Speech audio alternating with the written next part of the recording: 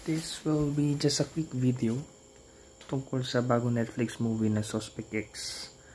And actually, the reason bakit ginagawa ko itong video is marami na kasing adaptation na something to do with this story. So yung premise, yung pinakasimula ng kwento, di ko pa natapos yung movie. Pero the reason na nagawa ko ito kasi yung premise ngayon, unang part ng movie, pares din dun sa napanood kong movie way back. Kasi sa physics, meron kaming yung Japanese series o Japanese movie na pinanood na may kinalaman. In a sense, may pagka-physics kasi siya.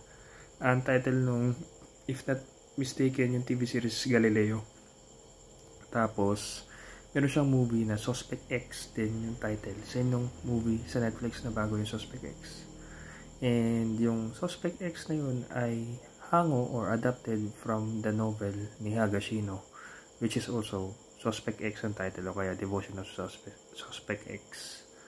And actually that same novel na adapt din siya into another movie, Indian movie. Hindi ko lang paano i-pronounce, Dishiri Yama ata yun, which was on 2013. So nauna yung novel 2005, sumunod yung Galileo Galilei na series, then yung movie which is based dun sa mga gawa ni Higashino. Yung movie na Suspect X ng Galileo is 2008. Yung Indian movie is 2013. Another adaptation na Japanese 2017 sa 2012. Tapos ngayon ito 2023 yung Suspect X na. Medyo may mga ibang parts pero yung pinaka-premise kasi, yung pinaka-start, yung pinaka-buo, may mga na ibang parts pero yan lang. Hindi ko alam kung na-mention kasi dun sa movie na adapted lang din siya dun.